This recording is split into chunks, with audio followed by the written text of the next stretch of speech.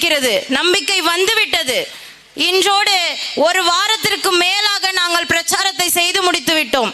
எதிர்கட்சியினர் வந்து நேரடியாக எங்களுக்கு ஆதரவு கொடுக்கறாங்க. இப்ப கூட திமுக கரவேட்டி கட்டினவர் நேரடியாக எங்க அண்ணன்ட்ட வந்து பணிவா கையை கொடுத்துட்டு போறாரு. அதனால எங்களால திட்ட கூட முடியல. அவங்கள பார்த்தா பரிதாபமா இருக்கு. காசு கொடுக்கறாங்கன்னு வேலை செய்யறாங்களே தவிர உணர்வு எல்லாம் இங்கே தான் இருக்கு. அதனால அவங்களுடைய ஆதரவோட மிகப்பெரிய வெற்றி பெறுவேன் என்ற நம்பிக்கை எனக்கு இருக்கிறது. அதை நிறைவேற்றி தருவீர்கள். இந்த எளிய மகளை, உங்கள் வீட்டு பிள்ளையை கைவிட மாட்டீர்கள் என்ற நம்பிக்கையோடு விடைபெறுகிறேன். நன்றி, வணக்கம். நாம் தமிழர்.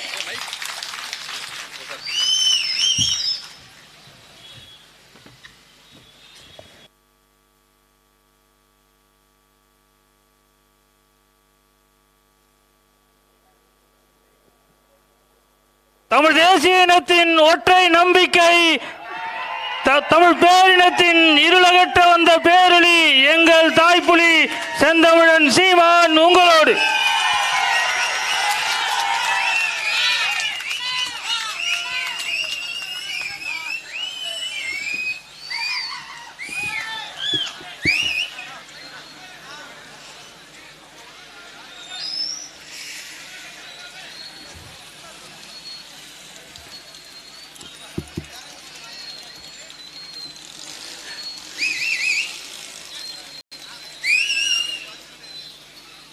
எங்களின்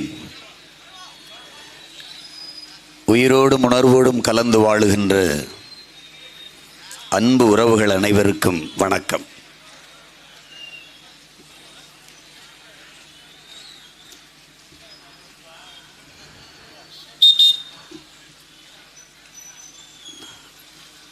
உங்கள் பிள்ளைகள் நாங்கள் முன்னெடுக்கிற இந்த அரசியல் என்பது எங்களுக்கு வாக்கு செலுத்தியவர்கள், வாக்கு செலுத்தாதவர்கள், ஆதரிப்பவர்கள், ஆதரிக்காதவர்கள், ஏற்பவர்கள், எதிர்ப்பவர்கள் எல்லோருக்குமாகத்தான் இந்த அரசியலை முன்னெடுக்கிறோம். அதிலும் குறிப்பாக எங்களுக்கு பின்னே வருகிற அடுத்த தலைமுறை தம்பி தங்கைகளுக்காகத்தான் இந்த களத்திலே தொய்வின்றி தொடர்ந்து பயணிக்கிறோம். அதனால்தான் நாம் தமிழர் கட்சிக்கு வாக்களிப்போம், நாளைய தலைமுறைக்கு வாழ்வளிப்போம் என்கிற முழக்கத்தை முன்வைத்தோம். மாற்று அரசியலுக்கு வாக்களிப்போம், மான தமிழினத்திற்கு வாழ்வளிப்போம் என்ற கொள்கை கோட்பாட்டை முன்னிறுத்தினோம்.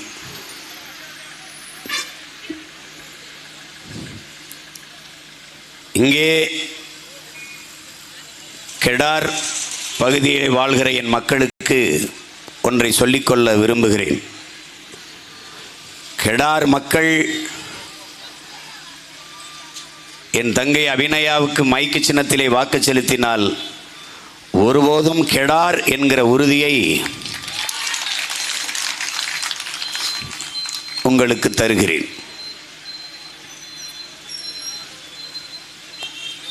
என் தங்கை திராவிட முன்னேற்ற கழகத்தில் இருக்கிற நம்முடைய அன்பு உறவுகள்,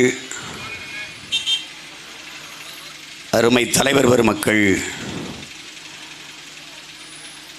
நம் சொந்தங்களை பார்த்து சில கேள்விகளை எழுப்பினர். அரசியல் கோட்பாடு, கருத்து முரண்பாடுகளில் நாம் அவர்களை விட்டு விலகி நிற்கிறோமே ஒழிய, வேறு தளத்தில் நிற்கிறோமே ஒழிய, அந்த கட்சியில் இருப்பவர்களெல்லாம் நம் உறவினர்கள் என்பதை நாம் ஒருபோதும் மறந்துவிடக்கூடாது. அவர்கள் கருத்தை, அவர்கள் கோட்பாட்டை அவர்கள் எடுத்து வைக்கிறார்கள். நாம் நம்முடைய கருத்தை, தத்துவ நிலைப்பாட்டை எடுத்து முன்வைக்கிறோம். அதில் கண்ணியமோ கட்டுப்பாடு மீறலோ ஒருபோதும் இருக்கக்கூடாது.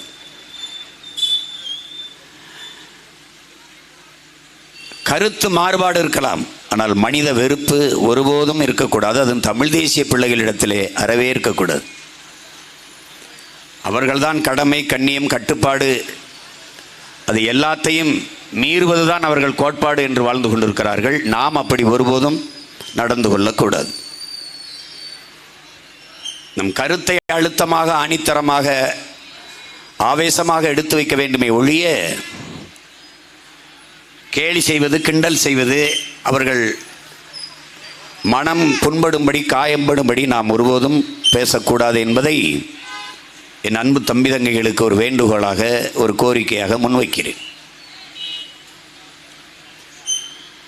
நாம் நமக்கு பின்னே வருகிற நம் தலைமுறை தமிழ் பிள்ளைகளுக்கு, தம்பி தங்கைகளுக்கு இந்த அரசியலை முன்னெடுக்கிறோம்.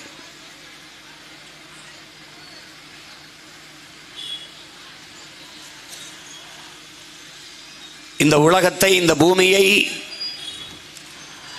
நாம் நமது முன்னோர்களிடமிருந்து பரம்பரை சொத்தாக வாங்கி வரவில்லை.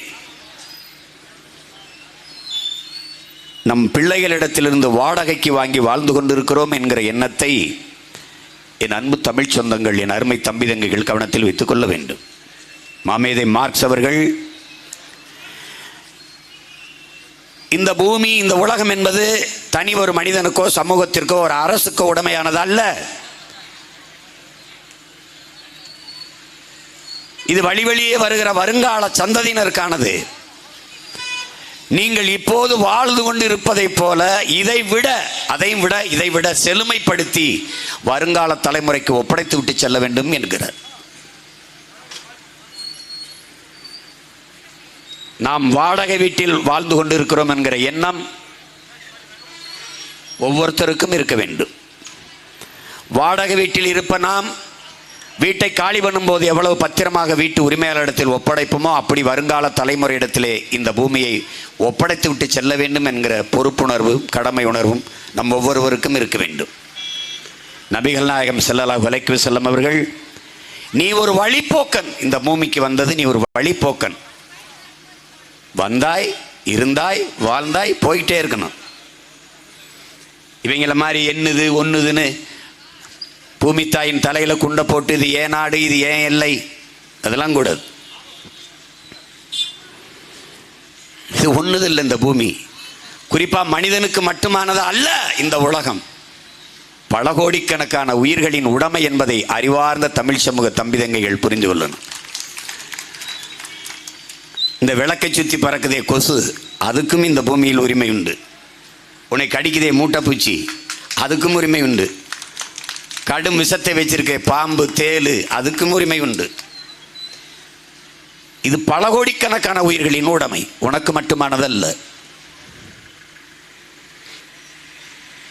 கவி பேரரசு வைரமுத்தவர்கள் உலகில் கடைசியாக எது வருதோ அது ஆதிக்கம் செலுத்துகிறாங்கிறார். கடைசியா எது தோன்றுதோ அதாண்டா ரொம்ப பெரிய ஆதிக்கம் செலுத்துதுங்கிறார். ரொம்ப கடைசியா வந்தது இந்த சாதி மத உணர்ச்சி, அது ஆதிக்கம் செலுத்துது. இன்னைக்கு இந்த நிலத்தின் அரசியல் என்றால் அதுதான் தீர்மானிக்குது. இந்திய நிலத்தில், இந்திய நாட்டில் மிக கடைசியா வந்த மொழி இந்தி, அது ஆதிக்கம் செலுத்துது, செலுத்த துடிக்குது. உலக உயிரினங்களில் பரிணாமத்தில் கடைசியாக வந்தவன் மனிதன், அவன் ஆதிக்கம் செலுத்துறான்.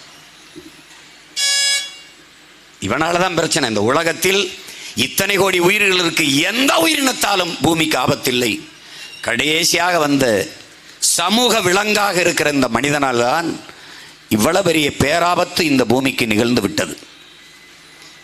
அண்ணல் காந்தியடிகள் நம் இயற்கை எண்ணெய், நம் பூமி தாய் எல்லா உயிர்களுக்குமான தேவையை தந்து விடுகிறாள், ஆனால் மனிதனின் பேராசைக்கு தர முடியாமல் தவிக்கிறாள் என்று சொல்கிறார். புத்தன் ஒரு பூவிலே தனக்கான உணவை வண்டுகள் எப்படி போய் பூவுக்கு எந்த சேதமும் இல்லாமல் தேனை கொண்டு விட்டு திரும்புமோ அப்படி இந்த பூமியை, இயற்கையை நீ பயன்படுத்திக் கொள்ள வேண்டுமே ஒழிய அதை அழித்து நாசமாக்க கூடாது. ஏனென்றால் அது உனக்கானதல்ல, உன் சந்ததிக்கானது என்கிறார். அறிவார்ந்த தமிழ் சமூக பிள்ளைகள், என்னிலும் இளைய என் தம்பி தங்கைகள், இந்த கருத்துக்களை ஆள் மனதில் பதிய வைத்துக் கொள்ள வேண்டும். இந்த அற்ப தேர்தலை விடுங்கள். அதில் வெல்வார்கள், தோற்பார்கள். தோற்றவரெல்லாம் தோற்றவரல்ல, வென்றவரெல்லாம் வென்றவரல்ல.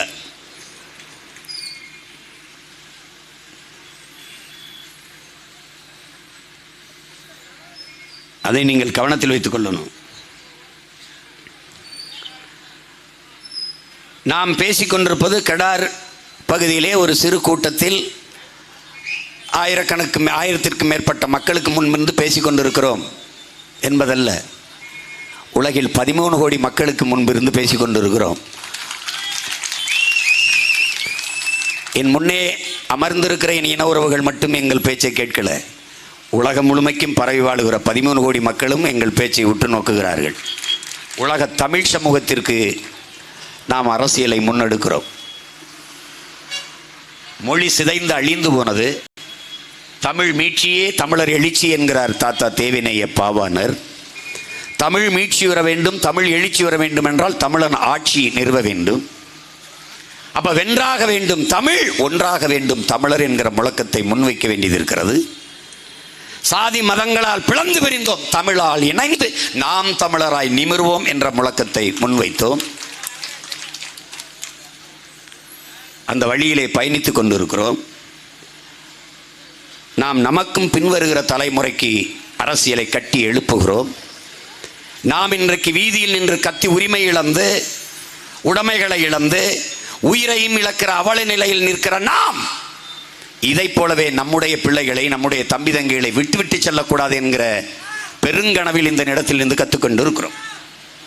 எங்கள் முன்னவர்கள் இந்த பணியை சரியாக செய்திருந்தால் நானும் என் தம்பி தங்கைகளும் இந்த இடத்திலிருந்து இந்த வேலையை செய்ய வேண்டிய அவசியம் இருந்திருக்காது.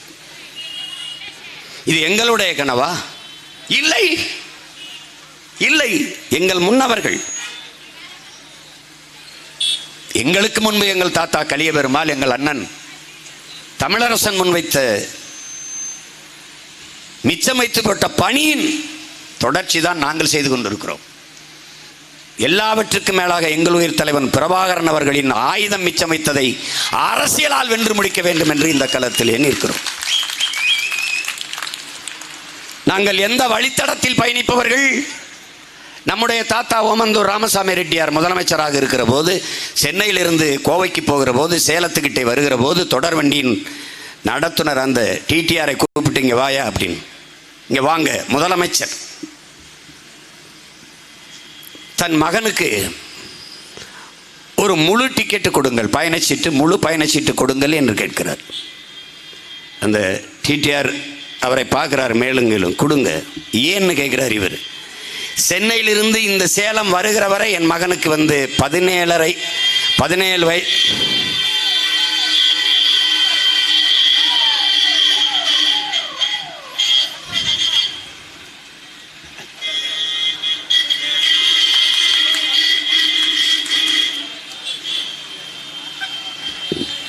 நம்ம கட்சி தான்.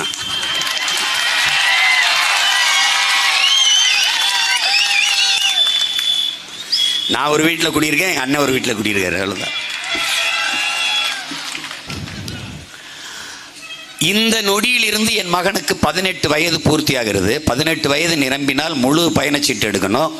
நாங்கள் சென்னையிலிருந்து இது வர்ற வரைக்கும் அரை டிக்கெட், அரை சீட்டு தான் எடுத்துகிட்டு வந்தோம். இப்போ இங்கேருந்து கோவை போகிற வரைக்கும் முழு பயணச்சீட்டு தாங்க என்று கேட்கிறார். ஒரு நாட்டின் முதலமைச்சர், என் அன்பு தம்பி தங்கைகள், அறிவார்ந்த எனது பெற்றோர்கள் சிந்திச்சு பார்க்கணும். ரொம்ப நாள் இல்லை, தாத்தா காலத்தில் தான் தன் மகனுக்கு, அவரை யாரும் கேட்க போகிறதில்ல, முழு பயணச்சீட்டு கொடுங்க, அரை சீட்டிலே பயணித்தால் அது தவறாயிரும் என்று ஒரு நாட்டின் முதலமைச்சர் டிடிஆர் தூங்கிட்டு இருந்தவரை எழுப்பி முழு பயணச்சீட்டை வாங்கிட்டு போகிறார் என்றால், இன்றைக்கா இருந்தால் முதலமைச்சர் வர்றாருன்னா மொத்த ட்ரெயினில் பாதி கம்பார்ட்மெண்ட்டை அடைச்சி வச்சு எல்லா பேரும் ஏறி போயிட்டுருப்பான் டிக்கெட் எடுக்காமல். அந்த நேர்மையாளர்கள் பகுத்து வகித்து வைத்த வழித்தடத்தில் பயணிக்கிற பிள்ளைகள் தான் நாம் என்பதை அறிவார்ந்த தமிழ் சமூக தம்பி தங்கில் புரிஞ்சுக்கணும். இன்னும் ஒரு தாத்தா காமராஜர்,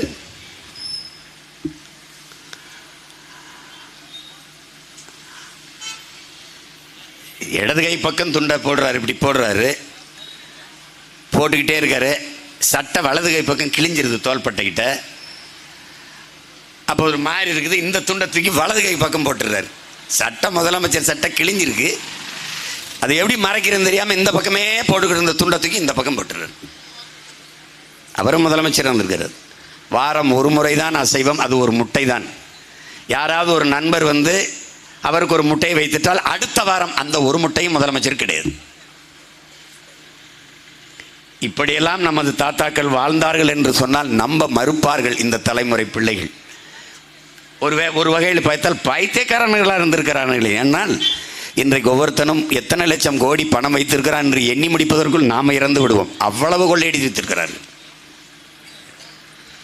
இன்னொரு தாத்தா ஜீவானந்தம், பொது உடைமை தத்துவத்தினுடைய போராளி.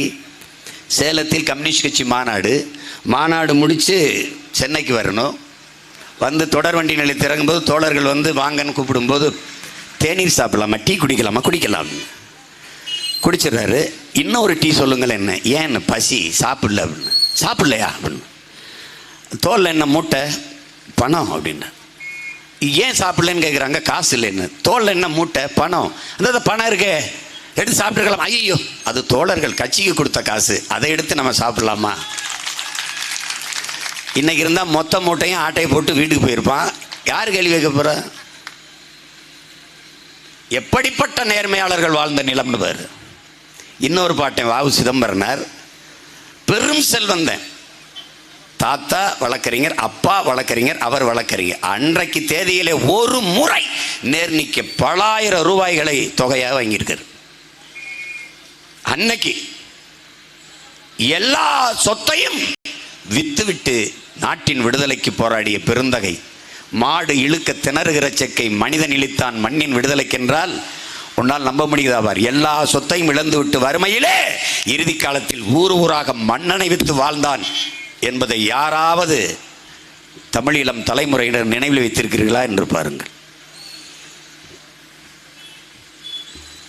நெய்வேலி பழுப்பு நிலக்கரின்னு வச்சுட்டுக்கிற நீ, அது இன்னைக்கு மத்திய அரசு சொத்தாய் போச்சு. என்எல்சியில் 299 பேர் வேலைக்கு எடுக்கிறான். ஒருத்தங்கூட தமிழன் இல்லை, கேட்க நாதி இல்லை. இந்த நாதியற்ற பயமக்கள் இந்த கேடு கட்டவனுக்கு ஓட்டு போட்டு நிற்கதியாக நிற்கிது. 500 ஏக்கர் சொந்த நிலம். நம் தாத்தா ஜம்புலிங்க முதலியார் சொந்த நிலம். நிலத்திலே கிணறு தோண்டுகிறார். கருப்பா ஏதோ வருகிறதை எடுத்துக்கொண்டு போய் அன்றைய முதலமைச்சர் காமராஜர் இடத்துல, காமராஜ் இது ஏதோ வருது பாரு கருப்பா, என்ன ஆய்வு செய்தால் அது நிலக்கரி. அது நம்மிடத்தில் இருக்கிற விட சென்ட்ரல் கவர்மெண்ட் நேரு அவர்கிட்ட இருந்தால் நாட்டுக்கு நல்லது நடக்கும். 500 ஏக்கர் சொத்தை பொது சொத்தாக மாற்றியவன் நம்முடைய தாத்தா ஜம்புலிங்க முதலியார். அப்படிலாம் இன்னைக்கு இருக்கா? 500 ஏக்கரை தன் சொத்தாக ஆட்டை போட்டுக்கிற சேட்டைக்காரங்க தான் இன்னைக்கு அரசியல் இருக்காங்க.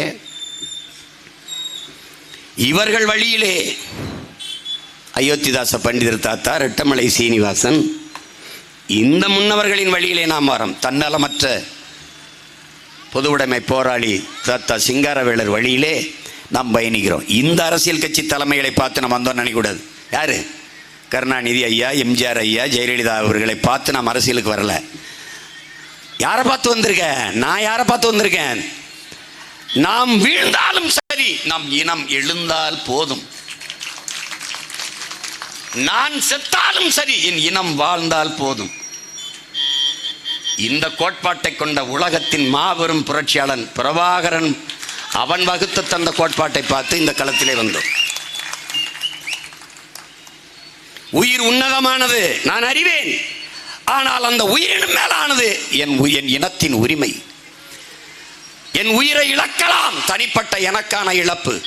என் உரிமையை இழப்பது என்பது தமிழ் தேசிய இனத்திற்கான இழப்பு. எனவே உயிரினும் மேலானது என் இனத்தின் உரிமை. இந்த கோட்பாட்டை கொண்டு நின்ற தலைவனின் வழியிலே இங்கே அரசியல் செய்கிறோம். யாருக்கு செய்கிறோம்? எங்களுக்கும் பின்னே வருகிற என் தம்பி தங்கைகளுக்கு, அவர்களின் சந்ததியினருக்கு நிற்கிறோம். உலகம் முழுமைக்கும் இப்படித்தான் புரட்சிகர விதைகள் விதைக்கப்பட்டது. ஓசோ சொல்லுகிறான், இரு கைகள் நிறைய விதைகள் நான் விதைத்துக் கொண்டே இருக்கிறேன், எவ்வளவு முளைக்குதோ முளைக்கட்டும் என்று. ஒற்றை மகன் 14 ஆண்டுகளில் விதைத்ததிலே 36 லட்சம் விதைகள் முளைத்திருக்கிறது. இதை 66 ஆக்குவது, 1 கோடியை 26 ஆக்குவது என்பது சாத்தியமில்லை என்று யாரும் நினைத்து கூடக்கூடாது. நீங்கள் சீன புரட்சியாளன் மாசேத்துங் இதுபோல பேசிக்கொண்டிருக்கையில் எனக்கு எழுதாத வெள்ளைத்தாள்களை தாருங்கள்ங்கிறான். எல்லோரும் எழுதி எழுதி வைத்ததில் நான் எவ்வளவு ஆக சிறந்ததை எழுதினாலும் அது தெரியாது, அது புரியாது. எல்லோரும் கிறுக்கி வைத்த இடத்தில், அந்த இடத்தில் நான் எவ்வளவு அழகாக எழுதினாலும் புரியாது. அதனால் எழுதாத வெள்ளைத்தாள்களை தாருங்கள், நான் ஆகச் சிறந்த ஒன்றை எழுதப் போகிறேன் என்றான். அதைத்தான் உங்கள் பிள்ளைகள் செய்து கொண்டிருக்கிறோம். நான் என் ஆத்தாளப்பன் தாத்தா பாட்டிக்கு செய்யவில்லை அந்த அரசியலை, எனக்கும் பின்னே வருகிற என் தம்பி தங்கைகளுக்கு செய்கிறேன். ஊழல், லஞ்சம், மது, மத போதை, சாதிய இழிவு, தீண்டாமை, அடக்குமுறை, பெண்ணி அடிமைத்தனம் இது ஏதும் அண்டாத பெரும் நெருப்பாக இளைய தலைமுறை பிள்ளைகள் வளர்ந்து வாழ்ந்து வர வேண்டும் என்பதற்காக அவர்கள் நெஞ்சுக்குள் இந்த நல்விதைகளை தூவுகிறோம். நீங்கள் பார்ப்பீர்கள், நம்முடைய பெரும்பாவளன் பாட்டன் பாரதி ஓடி விளையாடு அப்பா, ஓடி விளையாடு தாத்தா அப்படிலாம் பாடலையே. ஓடி விளையாடு பாப்பா, நீ ஓய்ந்திருக்கலாகாது பாப்பான்னு தான் சொன்னான். கூடி விளையாடு பாப்பா, ஒரு குழந்தை வையாதே பாப்பா. குழந்தைக்கு தான், சின்ன பாப்பாவுக்கு தான் பாடுறான். அதே பாரதி சாதிகள் இல்லையடி பாப்பா, குலத்தாழ்ச்சி உயர்ச்சி சொல்லல் பாவம், நீதி உயர்ந்த மதி கல்வி, அன்பு நிறைய உடையோர் மேலோர்னா. ஏன் அது அப்பாவுக்கு பாடல, அம்மாவுக்கு பாடல? அது பயனில்லை. இது பதறாகிவிட்டது. அடுத்த தலைமுறையாவது நல்ல மணிகளாக வளர்த்து வார்த்து எடுப்போம் என்கிற நோக்கத்தில் தான் நான் பலமுறை சொல்லியிருக்கிறேன். நான் பதருக்குள் நெல்மணிகளை தேட வந்தவன் அல்ல, நானே உழுது விதைத்து அறுவடை செய்து நல்ல நெல்மணிகளை பொறுக்க வந்தவன், எடுக்க வந்தவன். அதனாலதான் இவ்வளவு மெதுவாக மெதுவாக மெதுவாக ஏறி ஏறி போக காரணம். பட்டறையிலே வைத்து, கொல்லம் பட்டறையிலே வைத்து எப்படி ஈட்டியை, வேலை, வாளை அடித்து செதுக்குவார்களோ அப்படி என் கொள்கை பட்டறையில் வைத்து எண்ணற்ற கொள்கையாளர்களை, என் தம்பி தங்கைகளை வடித்து வார்த்து உருவாக்கி கொண்டிருக்கிறேன். அதற்கு பின்னாடி வந்த நம் தாத்தா பட்டுக்கோட்டை கல்யாண சுந்தரம், அதற்கு முன்பு நம்முடைய புரட்சி பாவலர்,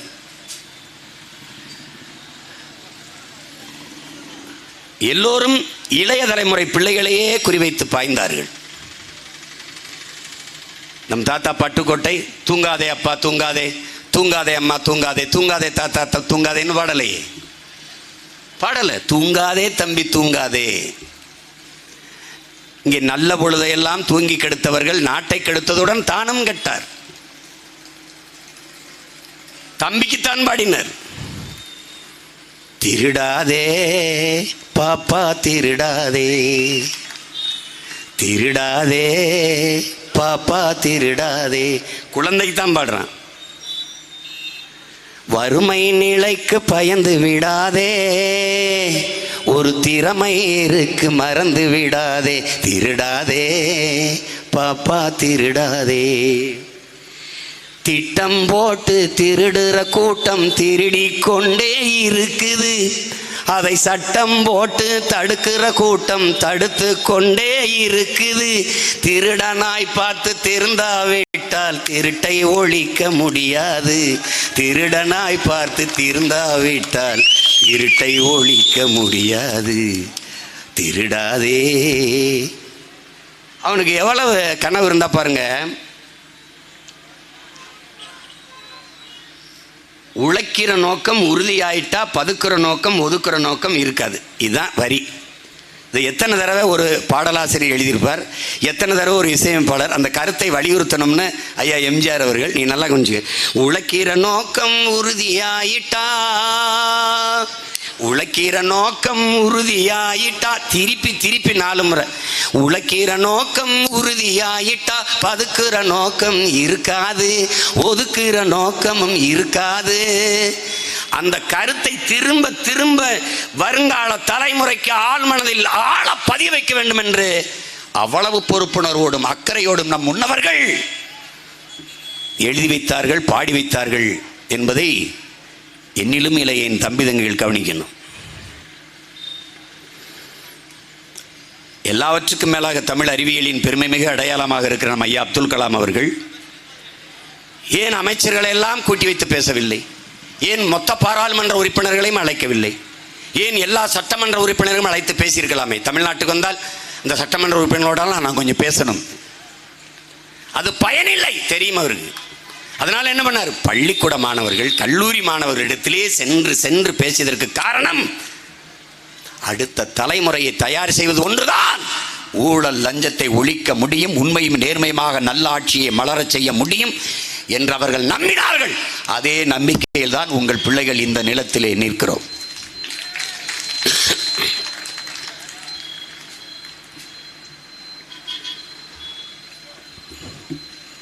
ஒரு செடி உழவர்குடி மக்கள், விக்கிரவாண்டியில் அதிகமாக வேளாண்குடி மக்கள்,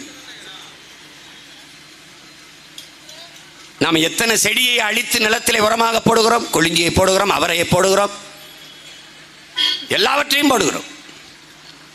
பல்வேறு தாவரங்களை சனப்பப்புள்ளை வளர்க்கிறோம், எல்லா ஆவாரங்களை வளர்க்கிறோம். வளர்த்து எல்லாத்தையும் கொண்டு போய் நிலத்தில் போட்டு தண்ணியை பாய்ச்சி அதையெல்லாம் தண்ணிக்குள்ளே வைத்து ஊற வைத்து உழுது உரமாக்குகிறோம். இத்தனை செடிகளை அழித்து உரமாக்கினோம். ஏன்? ஒரு செடி நல்லா வளர்வதற்கு. அந்த ஒரு செடி நல்லா வளர்வதற்கு உரமாக விழுந்த மற்ற செடிகளை போல வருங்கால என் தம்பிதங்கள் வளமாக செழிப்பாக வாழ்வதற்கு உரமாக விழ வந்த பிள்ளைகள் தான் இந்த களத்திலே நிற்கிற தமிழ் தேசிய பிள்ளைகள் என்பதை நீங்கள் புரிந்து கொள்ள வேண்டும். எங்களுக்கு தன்னலம் என்று உண்டு, அது எங்கள் இனத்தின் நலன் மட்டும்தான்.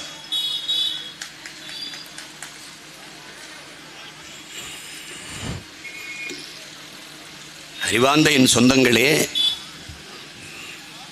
என் உயிருக்கினியே, என் உடன் பிறந்தார்களே, தம்பி தங்கைகளே, நானும்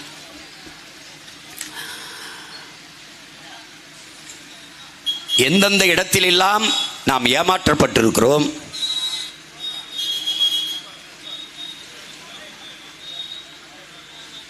எந்தெந்த இடத்திலெல்லாம் நாம் வீழ்த்தப்பட்டிருக்கிறோம் என்பதை நாம் அறிந்து கொள்ளணும். ஆழ்ந்து கவனியுங்கள். கல்வி என்பது மானுட உரிமை, கல்வி என்பது மாநில உரிமை. இந்த மாநில பட்டியலில் மாநில உரிமையாக இருந்த கல்வியை இந்திய ஒன்றிய அரசு பொது பட்டியலுக்கு தன்னகத்தை எடுத்துக்கொண்டு போய்விட்டது. எடுத்துக்கொண்டு போன போது அதிகாரத்தில் இருந்தது திமுக. அன்றைக்கு அவசர நல எமர்ஜென்சி இந்திரா காந்தி அம்மார் அறிவித்து எதிர்த்து எவனும் கேள்வி கேட்க முடியாத நிலையை உருவாக்கி எடுத்துக்கொண்டு போய்விட்டார்கள். கல்வி மாநில உரிமை பறி கொடுத்தது இவர்கள், பறித்து கொண்டு போனது இவர்கள், கூட்டணியில் இருக்கிற அவர்கள். நன்கு கவனிக்கணும். இது உங்கள் பிள்ளைகள், எங்களை தவிர யார் உங்களுக்கு பேசுவார்கள்?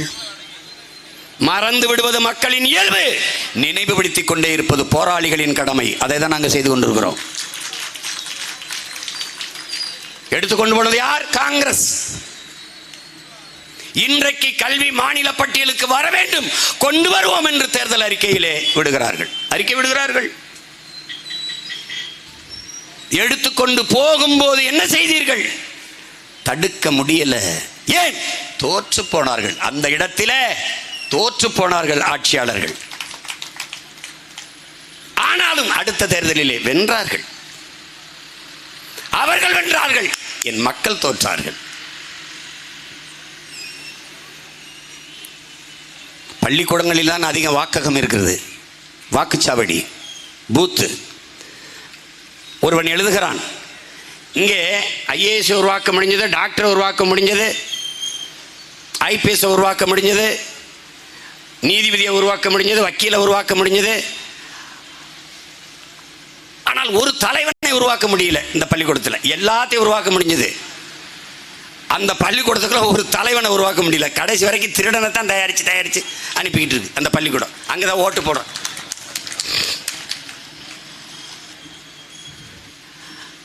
இன்று இவர்கள் மாநில பட்டியலுக்கு கல்வி உரிமையை கொண்டு வருவோம் என்று சொல்கிற இவர்கள், ஒரு மாநில கட்சியின் அன்பு உடன் பிறந்தவர்களே, பேரன்மிக்க என் பெற்றோர்களே, ஒரு மாநில கட்சி இந்திய ஒன்றிய அரசிலே தொடர்ச்சியாக 18 ஆண்டுகள் மத்திய அமைச்சரவையில் இடம்பெற்ற கட்சி திராவிட முன்னேற்ற கழகம்தான். அன்றைக்கெல்லாம் கல்வியை மத்திய பட்டியலிலிருந்து மாநில பட்டியலுக்கு கொண்டு வர இவர்கள் போராடிய போராட்டம் என்ன, அதற்கெடுத்த முயற்சி என்ன? ஒண்ணுமில்லை. ஏன்? அந்த இடத்தில் தான் என் அன்பு சொந்தங்களே அவர்கள் தோற்று போனார்கள். தேர்தலில் மட்டும் வெற்றி பெறுவார்கள். நாங்கள் தேர்தலில் தோற்று இருக்கலாம், தேர்தலில் தோற்றவர்கள், ஆனாலும் நாங்கள் வென்றவர்கள். ஏன்? கொண்ட கொள்கையில் உறுதியாக இன்று வரை நின்றவர்கள். அதனால் நாங்களே வென்றவர்கள். என் தாய் நிலத்தில் நீதிமன்றத்திலே என் தாய்மொழியிலே வழக்காடுகிற உரிமை வேண்டும். பல ஆண்டுகளாக வழக்கறிஞர் பெருமக்கள், தாய்மொழி மீது பெரும்பற்று கொண்ட தமிழ் அறிஞர்கள், எங்களை போன்ற பிள்ளைகள் எல்லாம் போராடினோம். மரணம் வரை உணவில்லை, உணவை மறுத்து உண்ணாவிரத போராட்டம் எல்லாம் இருந்தார்கள் வழக்கறிஞர்கள். அன்றைய ஆட்சியில் இருந்த ஐயா கலைஞர் அவர்கள், ஐயா மதிப்பிற்குரிய பெருந்தகை ஐயா கருணாநிதி அவர்கள் சட்டமியற்றினார்கள் தமிழிலே வழக்காடுகிற உரிமை வேண்டும் என்று. அதை முன்னகர்த்தினார்கள் குடியரசுத் தலைவருக்கு. நல்லா கவனிச்சுக்கணும். அங்கே அன்னைக்கு இருந்தது யாரு? அப்துல் கலாம் அவர்கள். முன்னகர்த்திய போது அதை ஐயா அப்துல் கலாமுக்கு அனுப்பினால் அதில் அவர் கையெழுத்திட்டு விடுவார், ஒரு தமிழன் என்ற அடிப்படையிலே கையெழுத்திட்டு விடுவார் என்பதற்காகவே இவர்கள் அவரிடத்தில் முன்னகர்த்தவே இல்லை. அவர்கிட்ட கேட்டால் எனக்கு அனுப்பவே இல்லை. எப்படிப்பட்ட துரோகத்தை இந்த காங்கிரஸ் ஆட்சி, இந்த ஆட்சியில் செய்தது உனக்கு என்பதை புரிந்து கொள். பிறகு அதன் பிறகு 2 குடியரசுத் தலைவர்களை உருவாக்கியது திராவிட முன்னேற்ற கழகம் தன் ஆதரவில். ஒன்று பிரதிபா பாட்டீல், இன்னொன்று பிரணாப் முகர்ஜி.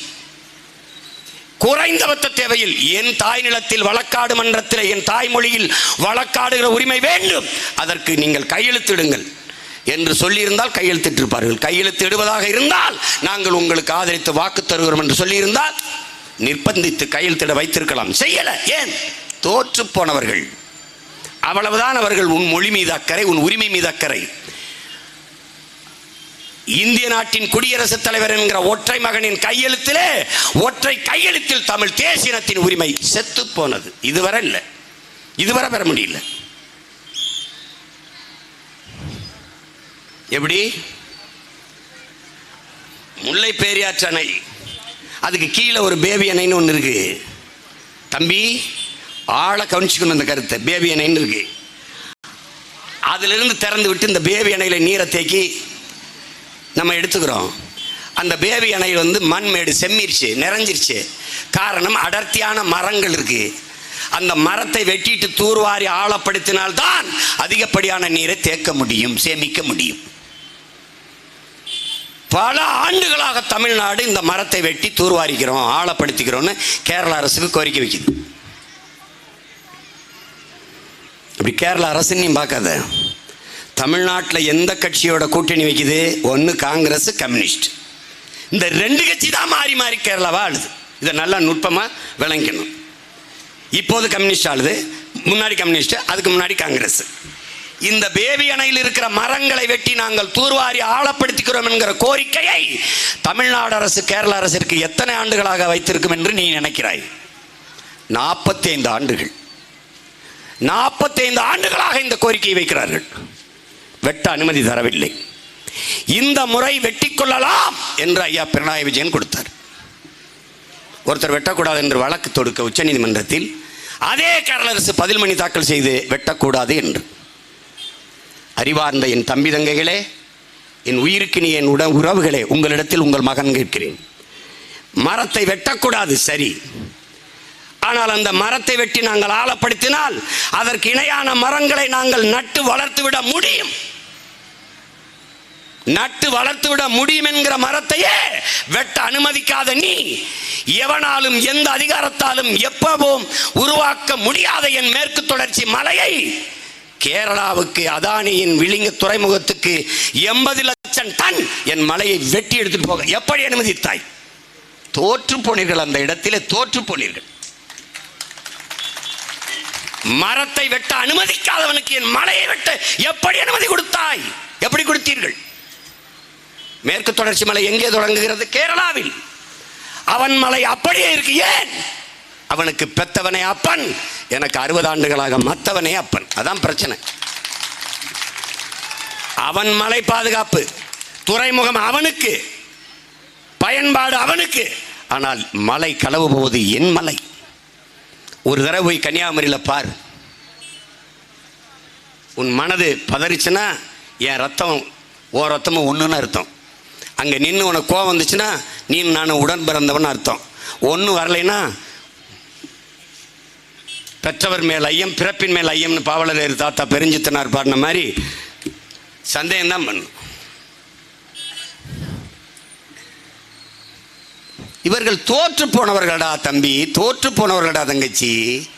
தேர்தலில் வாக்கை பெறுவார்கள் அல்ல, பெறமாட்டார்கள், வாங்குவார்கள். பர்ச்சேஸ். நாம் பெறுவோம், அவர்கள் வாங்குவார்கள். நாம் பெற்றிருக்கிற 36 லட்சம் வாக்குகளை பெறுவதற்கு அவர்கள் 200 கோடி 300 கோடி முதலீடு செஞ்சிருப்பார்கள். தெருக்கோடியில் நின்று இந்த பிள்ளைகள் இவ்வளவு பெரிய வாக்கை பெற்றிருக்கிறோம் என்றால் முத நாள் சின்னம் மைக்கு சின்னம். நீ பார்க்குற இந்த சின்னம் பெட்டியில் இருக்காது, இப்போவும் இருக்காது. அதில் நிறைய பொத்தானை வச்சு பார்க்கும்போது சீப்பு இருக்குல்ல, அது மாதிரி இருக்கும். எந்தெந்த வழியில் என்னை சிதைக்க முடியும், நசுக்க முடியும், ஒடுக்க முடியும் என்று. நீ என்ன மடக்கி ஒடுக்கி வைக்கிறதுக்கு நான் கொடைன்னு நினச்சியா? படை, அதுவும் புலி படை. நீ மடக்கியும் அடக்கி இப்படி மூளையில் வைக்கிறதுக்கு. தம்பி, நெருப்பை குப்பையை போட்டு மூடிவிட முடியாது தம்பி. வாய்க்கிட்ட ஊதி மேகத்தை கலைத்து விட முடியாது. நெருப்பை போட்டு குப்பையை ஒருபோதும் மூட முடியாது. இந்த தீ வெறுந்தீ இல்லை, புரட்சி தீ. பல ஆயிரம் ஆண்டுகளாக தமிழ் பேரின மக்களினுடைய இதயத்துக்குள் சிந்தனைக்குள் பற்றி எறிகிற விடுதலை தீ, புரட்சி தீ, பெரும் நெருப்பு. இது அடங்கா பெரு நெருப்பு. அண்ணல் அம்பேத்கர் என்னை பார்த்து கை நீட்டிருக்கார் பார். திரும்பி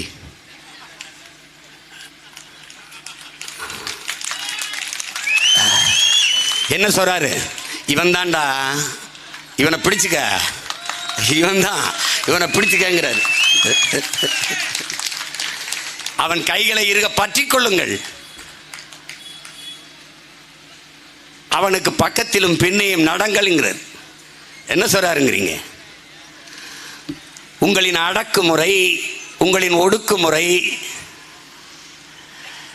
எங்களை ஆவேசப்படுத்தும், அரசியல் படுத்துமே ஒழிய ஒருபோதும் அச்சப்படுத்தாதுங்கிறார். அதனால நீ என்னைய விட்ட, என்னென்னத்தைய விட்ட, எதை பற்றியும் சின்னத்தை எடுத்த, எதை பற்றியும் கவலை கிடையாது.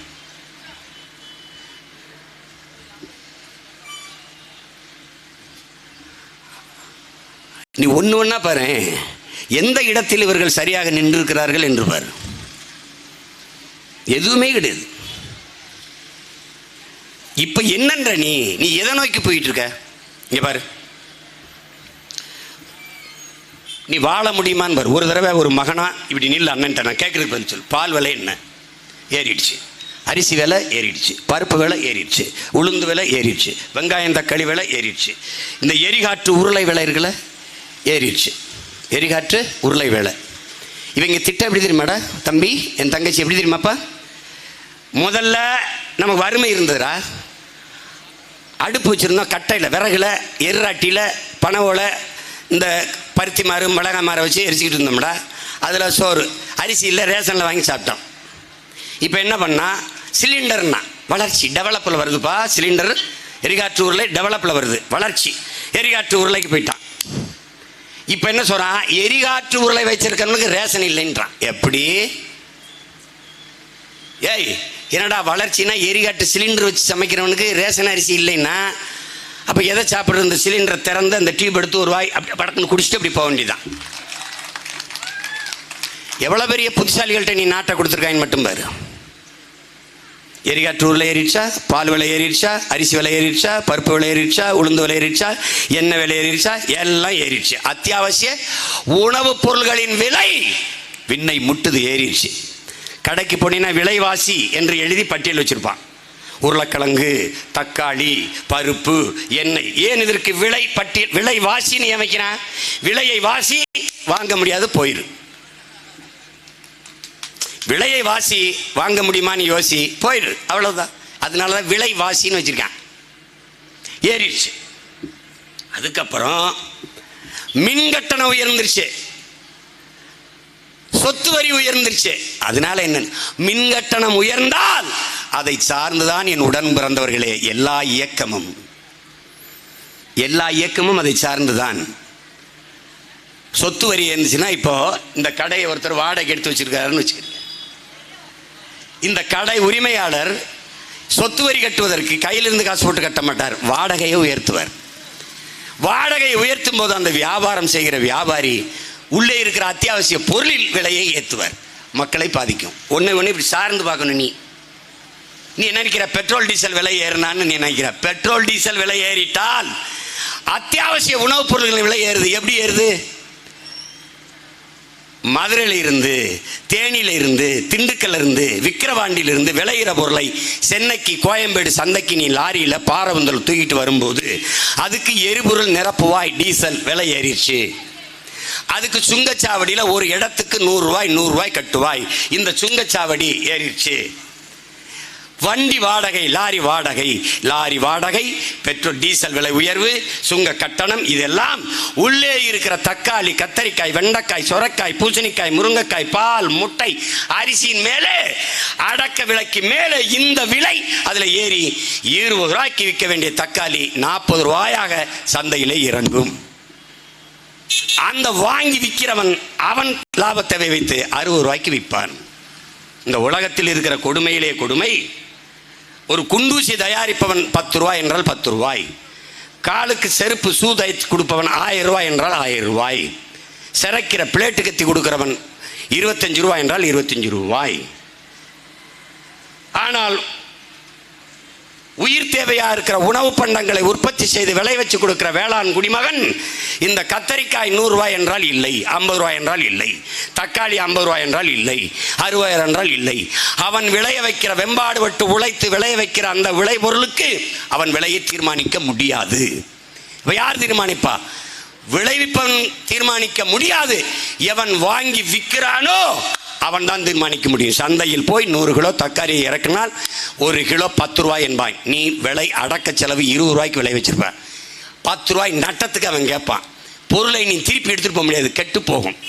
அதனால் வந்த விலைக்கு கொடுப்பாய், 10 ரூபாய் பாதி நட்டம். அப்படியே போவாய், பாலிடாவை வாங்குவாய், அந்த வயல்ல குடிச்சிட்டு சாவாய். இதுதான் விவசாயின்னு நிலைமை. ஏன்? அவன் விளை வைக்கிற பொருளுக்கான விலையை அவன் தீர்மானிக்க முடியல. இதுதான் உங்கள் பிள்ளை ஆட்சிக்கு வந்தால் அவன் விளைவிக்கிற பொருளுக்கான விலையை அவன் தீர்மானிப்பான். இதை பற்றி இந்த அரசுகள் கவலைப்பட்டிருக்கா? ஏன்? அவர்கள் தோற்று போனார்கள், அந்த இடத்தில் தோற்று போனார்கள். அவர்களுக்கு அதை பற்றி கவலையே கிடையாது, கவலையே கிடையாது. இதான் இன்னைக்கு இருக்கிற நிலைமை. எல்லா விலையும் ஏறி போயிடுச்சு. ஆனால் எந்த விலை குறைகிறது? எந்த விலை? மலிவு விலையில் மது. பால் விலை குறையல, அரிசி விலை குறையல, மின் கட்டணம் குறையல, வீட்டு வரி, சொத்து வரி குறையல, எதுவும் குறையல. ஆனால் மலிவு விலையில் மது. 90 மில்லி அடங்கிய ஒரு பொட்டலம், காகித பொட்டலத்தில் அடைச்சு கொடுக்கலாம். ஏன் குறைந்த விலை குடித்தால் கள்ளச்சாராயம் கூட குடிக்க போகாம எல்லாரும் இங்கே வந்து குடிப்பான், காசு இன்னும் பெருகும். ஒரு நாடு இத்தனை கோடி இளைஞர்கள் வேலை இல்லாமல் இருக்கான், அவனுக்கு வேலை வாய்ப்பை பெருக்குவதற்கு எப்படின்னு சிந்திக்காம, படிக்க முடியாம இத்தனை கோடி இளைஞர்கள் இடைநிறுத்தம் செய்துவிட்டு போய்விடுகிறார்கள், அவர்களுக்கு என்ன செய்யலாம் என்று சிந்திக்காம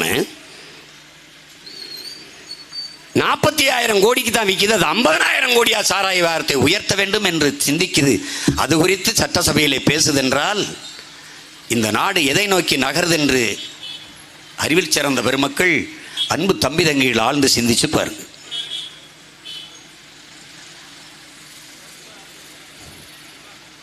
தேர்தலில் அவர்கள் வென்றார்கள் என்று வந்தால் கூடி கூடி சிரியுங்கள், கைகொட்டி சிரியுங்கள். கேவலம் கேவலம். இது ஒரு வெற்றி என்று கொண்டாடுவதற்கு இவர்களை தவிர கொஞ்சமும் கூச்சநாச்சம் இல்லாமல் வென்றுவிட்டார்கள். அந்த தொலைக்காட்சிகள்லாம் ஊடகங்கள்லாம் அந்த வேட்பாளர் முந்தி கொண்டு இருக்கிறார். அதுலேருந்து நீ என்ன அறியணும்? ஓட்டுக்கு 1000 கொடுத்துருக்கான். இவர் பின்னாடி வந்தவர் கொஞ்சம் பிந்துகிறார், ஓட்டுக்கு 500 தான் கொடுத்துருக்கான். 500 கொடுத்தவன் 2வது இடத்துல இருப்பான், 1000 கொடுத்தவன் 1வது இடத்துல இருப்பான். ஆனால் ஒன்றுமே கொடுக்காமல் 3வது இடத்தில் இருக்க ஒரு கட்சி இருக்குது என்றால் அது மான தமிழ் பிள்ளைகள் நடத்துகிற நாம் தமிழர் கட்சி தான்.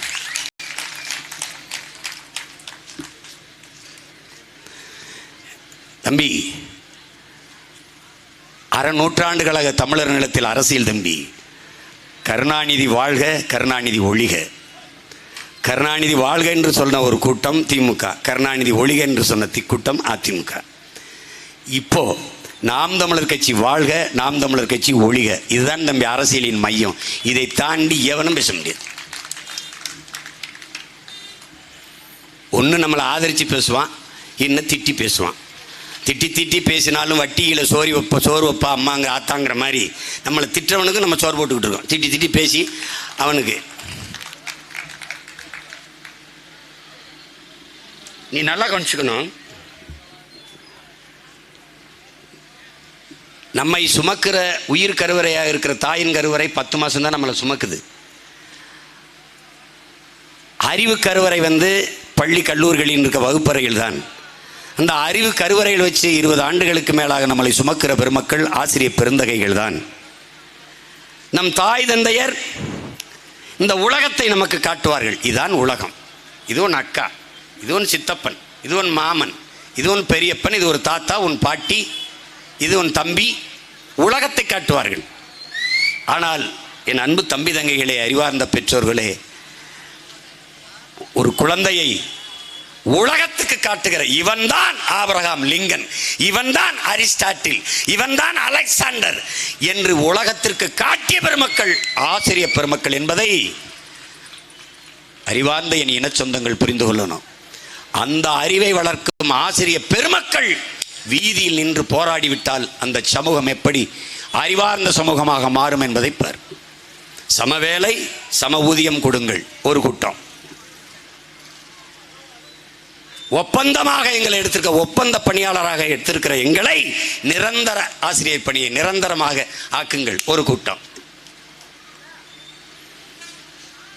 14,000 பேருக்கு மேலே ஆசிரியர் தேர்வு எழுதி தகுதி பெற்று காத்திருக்கிறோம், எங்களுக்கு பணி நியமனம் செய்யுங்கள் ஒரு கூட்டம். இந்த 3 போராட்டத்திலையும் தொடக்கத்திலிருந்து இன்று வரை களத்தில் நின்று போராடுகிற ஒரு மகன் உங்கள் உடன் பிறந்தவன் நானும் என் தம்பி தங்கையிலும் தான்.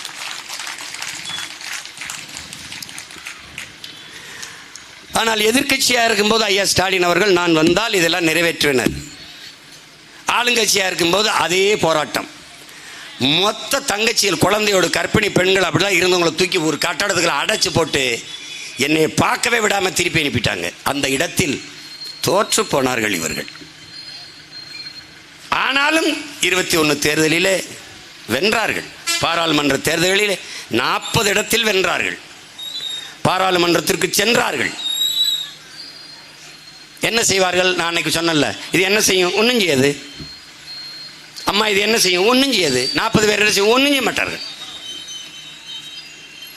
இதான் நடக்கும். மாணவர்கள் போராடினார்கள்.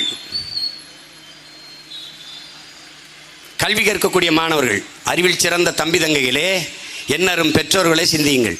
மாணவர்களின் கல்வி கடனை தள்ளுபடி செய்கிறது அரசு. இது சாதனையா வேதனையா என்பதை ஆழ்ந்து சிந்தித்து தெளியுங்கள். கல்வி என்பது மானுட உரிமை, கொடுக்க வேண்டியது அரசின் கடமை. கொடுக்காமல் இருப்பது மாபெரும் கொடுமை. அதை போராடி பெறாமல் நாம் இருப்பது அறிவிழந்த மடமை. மானுட உரிமை. என் கல்வியை நான் கடன் வாங்கி கற்கிற நிலைக்கு வைத்தவன் யார்? அந்த இடத்தில் தோற்று போனீர்கள். கடன் வாங்கி நான் படிக்கிற நிலைமைக்கு வச்சது யாரு? அரசு தன் கடமையை செய்யாதால் நான் கடன் வாங்கி படிக்கிறேன். அப்புறம் கடன் தள்ளுபடி, இதில் ஒரு சாதனை. வேளாண் கடனை தள்ளுபடி. ஒரு நாட்டில் விவசாயி வாழ்கிறான் வளர்கிறான் என்றால் அந்த நாடு வாழ்கிறது வளர்கிறது. அவனை வாழ முடியாமல் சாகிறான் என்றால் அந்த நாடு நாடில்லை, சுடுகாடு. ஒரு விவசாயி தற்கொலை செய்து கொண்டான் என்றால் இன்றைக்கு உனக்கு செய்தி, நாளை நீ சோறு இல்லாமல் சாகப் போகிறாய் என்பதற்கான அறிவிப்பு. அதை நீ உணர்ந்து தெளியணும். ஒரு நாட்டில் விவசாயி வாழணும் வளரணும், அப்பத்தான் அந்த நாடு வாழும் வளரும். எல்லாம் ஆழ்ந்து கவனிங்க. விவசாயி கடனை தள்ளுபடி, ஏன் விவசாயி கடனாளியானான்? இந்த கேள்விக்கு 6 இடத்தில் பதில் இருக்கு. ஏன் கடனாளியானான்? பதில் இருக்கா? விதையிலிருந்து வாங்கணும், உழவு எந்திரம் கடன் வாங்கணும், உரம் கடன் வாங்கணும், எல்லாம் கடன் வாங்கணும். விளைவித்த பொருள் உரிய விலை கிடைக்காது. இப்ப கூட அகவிலையை தாருங்கள். டெல்லியில் போராடிய வேளாண்குடி மக்கள் 2014 ஐயா மோடி அவர்கள் வரும்போது நான் வந்து உரிய விலையை ஆக விலையை நான் தீர்மானிப்பேன் என்று சொன்னதுனால நம்பி திருப்பி நீங்க கொடுத்த வாக்குறுதியை நிறைவேற்றுங்கள் என்றுதான் இப்போது டெல்லியிலே போராட்டம். அப்படி ஒரு நிலை தமிழ்நாட்டில் இருக்கா? இல்லை.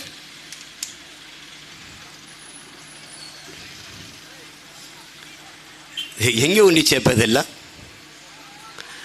இது சாதனை கருத்தில் சொல்ல, விவசாய கடனை தள்ளுபடி பண்ணுறேன், நான் வந்து இந்த மாணவர் கல்வி கடனை தள்ளுபடி பண்ணுறேன், இதெல்லாம் வேடிக்கை, இதெல்லாம் வந்து கொடுமை. இதெல்லாம்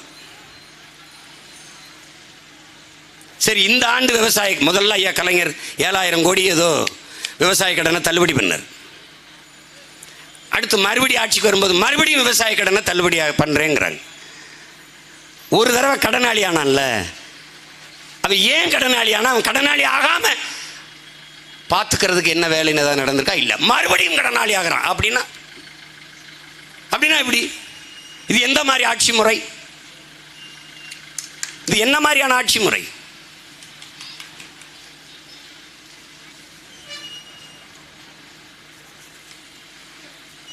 என் தம்பி சொன்னான்ல, நாங்கள் வந்து டாஸ்மார்க்கை மூடுவோம்னு தேர்தல் வாக்குறுதியில் கொடுக்கலையே அப்படின்னு. கள்ளச்சாராயம் குடிச்சு செத்தா 10 லட்சம் கொடுப்போம்னு கூட தான் நீங்கள் வாக்குறுதி கொடுக்கல, அதை கொடுத்தீங்க. ஒரு கேள்விதானே நீ இந்த நாட்டின் குடிமகனா கேளு. கள்ளுக்கடையை திறக்கிறதுல இவங்களுக்கு இருக்கிற பிரச்சனை என்ன? ஒரு பிரச்சனையை சொல்லு, நம்ம பேசாம விட்டுறலாம். கேரளாவில் இருக்கா? இருக்கு. புதுச்சேரியில் இருக்கா? இருக்கு. ஆந்திராவில் இருக்கா? இருக்கு. கர்நாடகாவில் இருக்கு. ஏன் இருக்கு? அந்த முதலமைச்சருக்கு சாராய ஆலை இல்லை. எங்க நாட்டை ஆளுகிற 2 கட்சிக்கும் சாராய ஆலை இருக்கு. கள்ளுக்கடையை திறந்தா 100 ரூபாய் குடிச்சிட்டு வீட்டுக்கு போயிடுவான். 500 ரூபாயில 400 ரூபாய் வீட்டுக்கு போயிடும். அதை எப்படி மொத்தமாக பறிக்கிறது, அதை பறிச்சு பொண்டாட்டி தாலி எப்படி அறுக்கிறது, அதில் இவர்கள் கவனம். இதெல்லாம் இதில் வருது, திராவிட மாடலில் சாதனையில் வருது, திராவிடியன் ஃபார்முலாவில் வருது, வருது. நீ இப்படி தாண்டா பார்க்கணும். இந்த நாட்டை எத்தனை தலைவர்கள் ஆண்டிருக்கிறார்கள், எத்தனை தலைவர்களின் வாரிசுகள் அடுத்து வாரிசுகள் வந்து இந்த நாட்டை ஆண்டிருக்கிறார்கள், அதிகாரத்தில் இருந்து ஆதிக்கத்தை செலுத்தி இருக்கிறார்கள். ஆனால் நாட்டின் பாதுகாப்பு, நம்ம பாதுகாப்பு வீரர் தம்பி சுரேஷ் பாபுலாம் வந்திருக்காங்க, இங்கே இருக்காங்க நம்ம கூட. நாட்டின் பாதுகாப்புக்கென்று இத்தனை தலைவர்கள் எத்தனையோ பிள்ளைகளை பெற்றார்களே, ஒருவன் நாட்டின் பாதுகாப்புக்கு போடா என்று தன் மகனை தன் பேரனை ஒரு தலைவன் அனுப்பியதை ஒரு செய்தி சொல்லு பார்ப்போம். ஐயா கருணாநிதி வீட்டில் இத்தனை பேரங்க இருக்காங்கல்ல, எல்லாரும் மறுபடியும் முதலமைச்சர், மத்திய அமைச்சர், பாராளுமன்ற உறுப்பினர், சட்டம் இதுதான் வருவாங்களே ஒழிய நாட்டின் இராணுவத்துக்கு எவனும் போக மாட்டான். எவன் போவான்? பசியில் இருக்கிறவன், மேற்கொண்டு உயர்கல்வி படிக்க முடியாதவன், அவன் தான் இருப்பான். யாராவது இருக்கானா பேரு? போக மாட்டான். நாட்டை ஆள வருவார்கள், நாட்டை காக்க வருவார்களா? வரமாட்டார்கள். மாணவர்கள் போராடிட்டார்கள், வேளாண்குடி மக்கள் வீதியில் வந்து போராடிவிட்டார்கள், மீனவ சொந்தங்கள் வீதியில் வந்து போராடிவிட்டார்கள். இன்னைக்கு 25 பேர் கைது பண்ணியிருக்காயா இலங்கை இராணுவம், 25 மீனவர்களை. இந்திய கடல் எல்லையில் எனக்கு மீன் பிடிக்கிற உரிமை இருக்கா இல்லையா? இதை சொல்ல வேண்டிய பொறுப்பு இந்த 2 அரசுகளுக்கும் இருக்கா இல்லையா? சொந்த நாட்டு குடிகளை கைது பண்ணி சிறைப்படுத்தும் போது வாய் திறந்து பேசாமல் ஒரு சின்ன நாடிடத்திலே கைகட்டி நிற்கிற ஒரு நாட்டை எப்படிடா ஏன் நாடுன்னு சொல்ல முடியும்? என் பெரியப்பன் சித்தப்பனை கைது பண்ணி உள்ள போடுற சிங்களனுக்கு இராணுவ பயிற்சி, பணம், போர்க்கப்பல் பரிசு கொடுக்குற நாட்டோ எப்படி எனக்கு பற்று வரும்? எப்படி பற்று வரும்? 850 பேரை இதுவரை கொண்டிருக்கான். 850 பேரை. இப்போ அது குடிக்க வச்சு ஒரு 80-90 பேர் தான் செத்துருக்கான். 850 பேரை கொண்டிருக்கான். இவர்களுக்கு வந்த கோபம், இவர்கள் எடுத்த நடவடிக்கை. ஆனால் நீ ஆழ்ந்து கவனிக்க, என் உடன் பிறந்தவனே, ஒற்றை மகன் தமிழீழத்தில் ஆயுதத்தோட நிற்கிற போது ஒரு மீனவன் சுடப்படலை.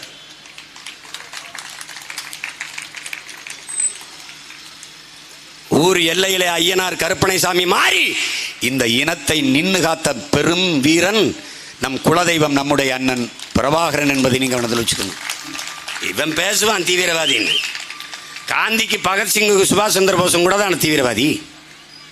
காந்தி பார்வையில் பகத்சிங்கும் சுபாஷ் சந்திர போஸும் பயங்கரவாதிகள் தான்.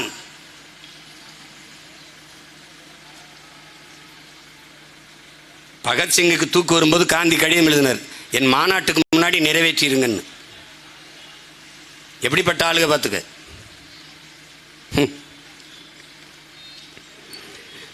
கொடுமை நிகழ்ந்துருச்சு. அற்ப தேர்தலில் வென்றுட்டு நாங்கள் வென்றுட்டோம். இப்போ வெம்பாடு படுவாங்க. ஒரு ஓட்டுக்கு 20,000 கொடுத்து எப்படியும் வென்றோம்னு நினைப்பாங்க. ஏன்? இந்த கள்ளக்குறிச்சி கள்ளச்சாராய சாவு எங்களை பாதிக்கவில்லை என்று காட்டுவதற்கு. இன்னும் 500 பேர் தாலி அறுத்தாலும் எங்களுக்கு ஓட்டு போடுவார்கள் மக்கள் என்று காட்டுவதற்கு. அதனால தான் இவர் குடிகெடுப்பான் தாலி அறுப்பான் என்று வைக்கிறதுக்கு பேரே குடிகெடுப்பவர்கள் தாலி அறுப்பவர்கள். யார்? திராவிடர்கள். இந்தியன் உன் உரிமையை எடுத்துக்கொண்டு போவான், திராவன் கொடுத்து விட்டு அப்படியே நிற்பான். ஏன்? 2 பேரும் ஒன்று தான். தாத்தா தெய்வ திருமகன் முத்துராமலிங்க தேவர் என்ன சொல்றார்? ஆரியம் திராவிடம், இந்தியம் திராவிடம் 2 வெவ்வேறு அல்ல, 2 ஒன்றுதான். ஒரு நாள் கட்டிப்பிடிச்சு கைகுலுக்கி சங்கமிப்பார்கள், பார்த்து கொண்டே இரு என்கிறார். அவர் பேரன் சீமானும் அவன் தம்பி தங்கைகளும் வந்தோம். நாங்கள் இந்தியர் அல்ல, திராவிடர் அல்ல, தேவர் அல்ல, நாடார் அல்ல, கோணார் அல்ல, செட்டியார் அல்ல, பிள்ளை அல்ல, முதலியார் அல்ல, படையாச்சி அல்ல, பறையர் அல்ல, கவுண்டர் அல்ல, இப்படி இந்து அல்ல, இஸ்லாமியர் அல்ல, கிறிஸ்தவர் அல்ல, நாங்கள் தமிழர்கள் என்றோம். 2 பேரை ஏற்றுட்டான். இது என் அடையாளம் அல்ல. தமிழ்நாட்டை விட்டு கேரளாவுக்கு போனால் நான் வன்னியன் என்று சொல்ல முடியாது. நான் நாடார், தேவர், கோணார் என்று சொல்ல முடியாது. அவனுக்கு தமிழ்நாட்டிலிருந்து எவன் வந்தாலும் பாண்டிதான். ஆந்திராவுக்கு போய் நான் சொல்ல முடியாது. இந்தியாவின் எந்த மாநிலத்திலையும் போய் என் சாதியை அடையாளமாக சொல்ல முடியாது. இந்தியாவை விட்டு எந்த நாட்டிற்கு சென்றாலும் என் சாதியையும் மதத்தையும் அடையாளமாக சொல்ல முடியாது. குறிப்பா America. Who are you? I am Thevar. I am Padayachi. I am Gounder. I am Nadar. மறுபடியும் கேட்பான், who are you? I am Hindu. போடா மண்டுன்னு தூக்கி பக்கத்தில் மென்டலாக சொல்லி சேர்த்துட்டு. உலகத்தில் எல்லோரும் தன் தாய்மொழியில் தான் தன்னை அடையாளப்படுத்துவான். ஐ ஆம் பிரிட்டிஷ் கிடையாது, ஐ ஆம் இங்கிலீஷ் அப்படிதான் கை கொடுப்பான். ஐ ஆம் பிரான்ஸ் கிடையாது, ஐ ஆம் பிரெஞ்சு. அப்படித்தான் நான், ஐ ஆம் தமிழன். நான் தமிழ், ஐ ஆம் தமிழ். அது என்னுடைய ஐடென்டிட்டி, அதான் என் அடையாளம். என்னுடைய சிட்டிசன்ஷிப் இந்தியா, என்னுடைய நேஷனாலிட்டி தமிழ். குழப்பிக்க கூடாது. சிட்டிசன்ஷிப் நேஷனாலிட்டியும் போட்டு குழப்பிக்காது. உன் நேஷன் இந்தியா இல்லை, உன் நேஷன் தமிழ் நேஷன். நீ இந்திய நாட்டின் குடிமகன், தட்ஸ் ஆல். ஓ பாஸ்போர்ட் எடுத்துப்பாரு, சிட்டிசன் ஆஃப் இந்தியான்னு தான் இருக்கும்.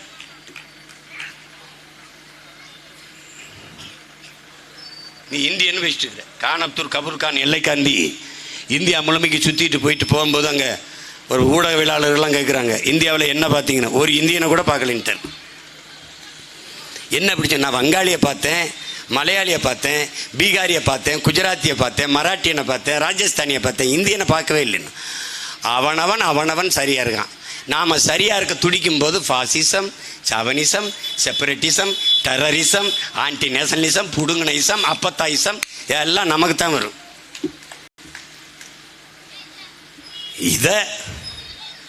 இதை புரிஞ்சுக்கிட்டு மேலே இழப்பார். எங்கு பிறப்பினும் தமிழன் தமிழனே, இங்கு பிறப்பினும் அயலான் அயலானேங்கிறாரு புரட்சி பாவலன். 1.5 கோடி வட இந்தியா வந்துட்டான். இது காரணம் என்ன? எல்லாரும் வீதிக்கு வந்துட்டேன், எல்லாரும் போராட வந்துட்ட, ஆனாலும் நல்லாட்சி கொடுக்கிறேன்றார் ஐயா ஸ்டாலின். விவசாயி போராட்டத்தை கண்டுகொள்ளாத இவர்கள், உயிர் காக்கும் மருத்துவ பெருமக்களின் போராட்டத்தை கண்டுகொள்ளாத இவர்கள், தேவதைகளாக இருந்து சேவை செய்கிற செவிலிய பெண்கள் அவர்களுடைய போராட்டத்தை கண்டுகொள்ளாத இவர்கள், டாஸ்மார்க் ஊழியர்கள் போராடினால் அதுபோல கண்டுகொள்ளாமல் இருப்பார்களா என்பதை என் அன்பு தம்பிதங்கள் சிந்திச்சு பார்க்கணும். காலையில் போராட்டத்தை ஆரம்பிச்சான்னா டாஸ்மார்க் ஊழியன் 1 மணி நேரத்தில் வந்து தீர்த்து வச்சுருவாங்க. மாவட்ட ஆட்சியர், துறை சார்ந்த அமைச்சர் பேசி தீர்த்துருவாங்க. இப்போ புரியுது அவனுக்கு நாடு எதை நோக்கி போகுதுன்னு? நாடு எதை நோக்கி போகுது? சாராய வியாபாரின்னா கோவிச்சுக்கிறாங்க. சாராயம் விற்கிறவனுக்கு பேர் சாராய வியாபாரி தாங்க. பால் விற்கிறவனுக்கு பேர் பால்காரன், காய்கறி விற்கிறவனுக்கு பேர் காய்கறிக்காரன், சாராயம் விற்கிற பேர் சாராயக்காரன். அவ்வளோதானே, அவ்வளோதானே.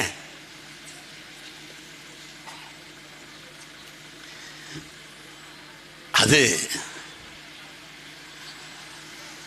எதை நோக்கி நம் தேசத்தை கொண்டு போகிறார்கள் என்று நீ பார்க்கணும், ஆழ்ந்து கவனித்து முடிவெடுக்கணும். இதை என் அன்பு தம்பி தங்கைகள், அறிவார்ந்த எனது பெற்றோர்கள், இந்த தேர்தலை ஒரு மாறுதலாக பாருங்கள். மாற்றத்திற்காக வரலாறு தந்திருக்கிற ஒரு அரிய வாய்ப்பாக பாருங்கள். வென்று விட்டார்கள், பலமுறை வென்று விட்டார்கள். என் தங்கை சொல்வதோ 150க்கும் மேற்பட்ட உறுப்பினர்கள் இருக்கிறார்கள். இதிலே அன்பு தம்பி அன்னியூர் சிவா வென்று போய் என்ன பண்ணுவார்? அந்த கூட்டத்தில் இன்னொருத்தர். ஆனால் என் தங்கை கொண்டு போனால் அவர் ஒருத்தர், அவர் ஒரு ஆள்.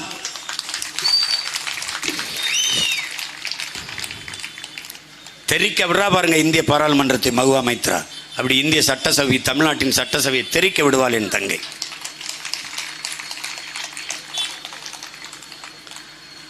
எவ்வளவு தகுதியும் திறமையும் இருந்தாலும் வாய்ப்பில்லை என்றால் பயனற்று போகும் என் அன்பு மக்களே.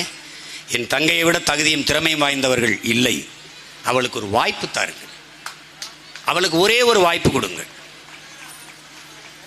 வாய்ப்பு கொடுங்கள். எனக்கு எப்படி வாய்ப்பு வந்தது தெரியுமா என் உடன் பிறந்தவர்களே? கபடி விளையாட்டில் எனக்கு அவ்வளவு உயிர், கராத்தே சிலம்பெல்லாம் அவ்வளவு உயிர். அதில் எனக்கு இடையூறு இல்லை.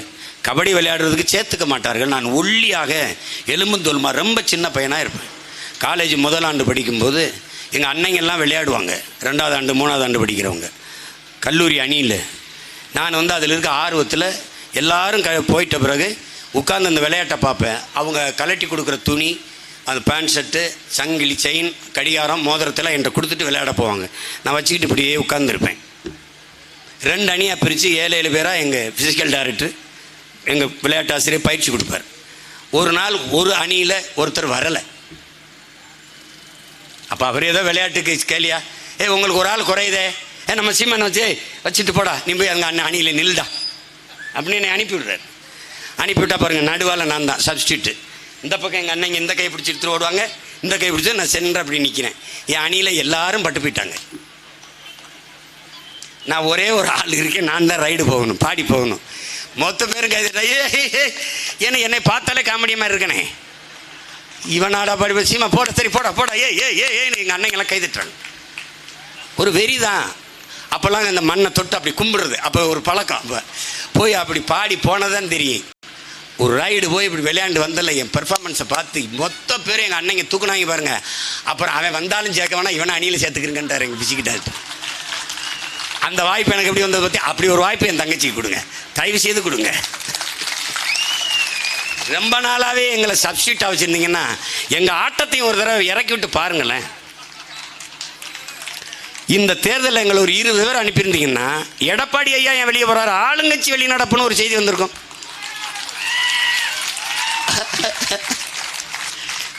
அப்படி செஞ்சிருக்காங்க. ஒரு 20 பேர் அனுப்பியிருந்தீங்கன்னு வச்சுக்கோங்க, ஒரு கேள்விக்கு பதில் இருக்காது. நிறைய ஹோம்ஒர்க் செய்ய வேண்டியது வரும். அந்த அளவுக்கு யார் அங்கே ஆள் இல்லை. அவங்க ரொம்ப கேள்வி கேட்பாங்க, ஏங்க என்னங்க பண்ணலாம் அப்படின்னு. இதெல்லாம் அந்த வாய்ப்பை எந்நேரம் தமிழ் மக்கள் உங்கள் பிள்ளைகள் எங்களுக்கு கொடுங்கள். நீங்கள் ஏன் இது நாங்கள் ஏதோ வேற ஆளுக்கு அரசியல் செய்கிற மாதிரி உங்களுக்கு தான் செய்கிறோம். உங்களிடமிருந்து உங்களுக்காக வந்திருக்கோம். சரி, தமிழ்நாட்டில் ஒரு அரசியல் தலைவரை இவ்வளோ நேரம் இன்னும் கூட 4 மணி நேரம் நான் பேசுவேன். ஆனால் நீங்கள் இருக்கணும். இன்னும் கூட நான் பேசுவேன். அவ்வளவு கருத்து இருக்குது, அவ்வளவு கனவு இருக்குது. அதனால தான் கோடி கனவு கொண்டோம் கூடி நிறைவேற்ற ஓடி வாருங்கள் என் உறவுகளேன்னு நாங்கள் கை நீட்டி அழைக்கிறது காரணம் தான். ஒரு ஓட்டு தானே கேட்குறவங்க மயன், ஒரே ஒரு ஓட்டு. அதான் போட்டாச்சே, உதயசூரியன் தான் போட்டாச்சு. பங்காளி வடிவேல் சொல்லுவார்ல, பார்த்திவேன் அந்த வெற்றி கொடி கட்டி என் தம்பி சேரன் எடுத்து இதில் ஒரு கையெழுத்து, இதில் ஒரு கையெழுத்து, இதில் ஒரு கையெழுத்தா, போட்டாச்சு எத்தனை அப்படி ஒரு தடவை கேளுங்க. உதயசூரியன் போட்டாச்சு எம்பிட்டு நாளைக்கு பாப்பா.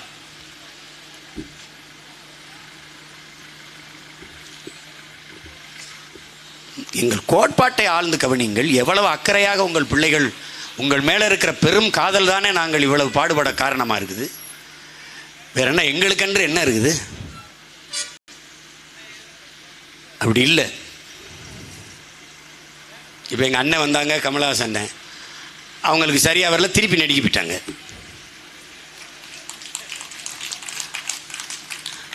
அது மாதிரி உங்கள் மகன் போனேன்னா ஒன்று என் மக்களுக்காக, அவர்கள் விடுதலுக்காக அரசியல் செய்வேன், இல்லைன்னா 100 பேருக்கு சோறு போடுற விவசாயத்தை செய்வேன். 2ல் 1 தான் செய்வேன்.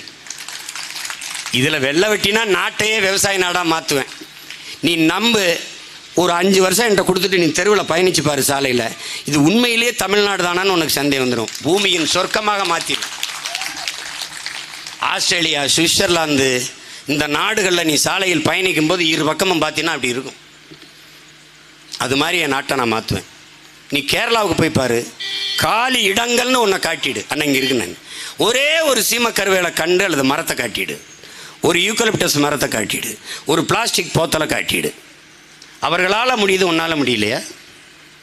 சொல்லு, உன்னால் முடியலையா?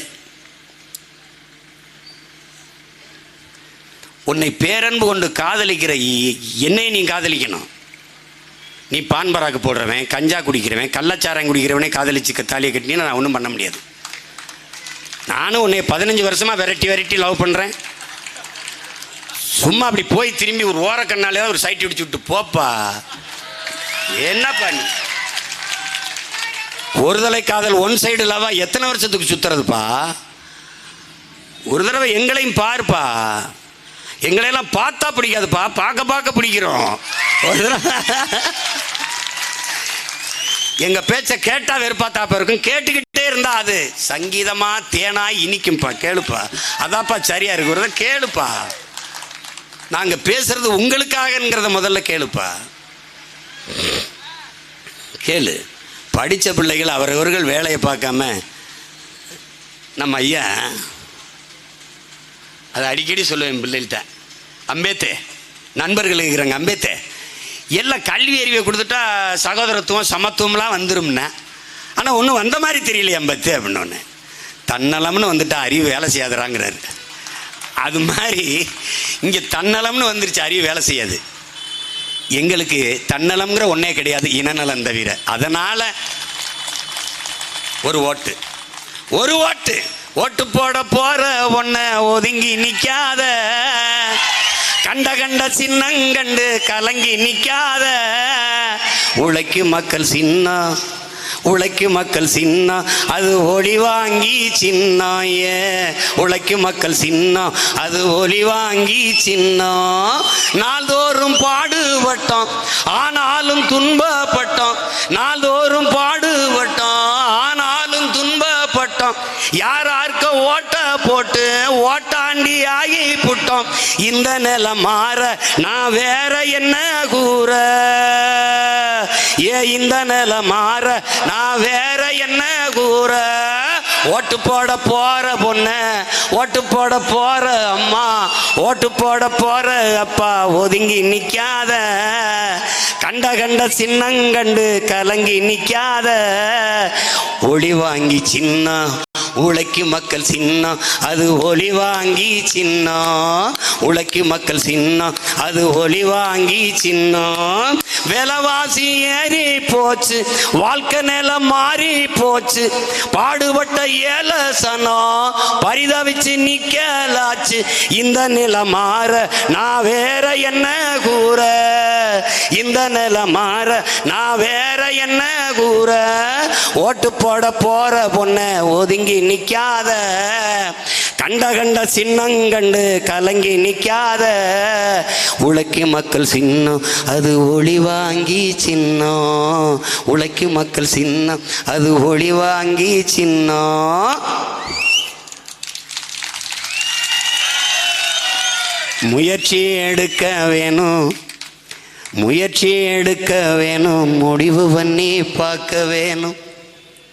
முயற்சி எடுக்க வேணும், முடிவு பண்ணி பார்க்க வேணும்.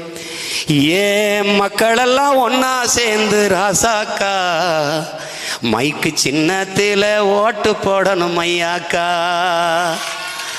ஏன் மக்களெல்லாம் ஒன்னா சேர்ந்து ராசாக்கா மைக்கு சின்னத்திலே ஓட்டு போடணும் ஐயாக்கா. மாற்றம் வரணும் பாரு, மாற்றம் வரணும் பாரு, நாட்டு மக்கள் நல்லா இருக்க நோக்கம் இருப்பதாரு.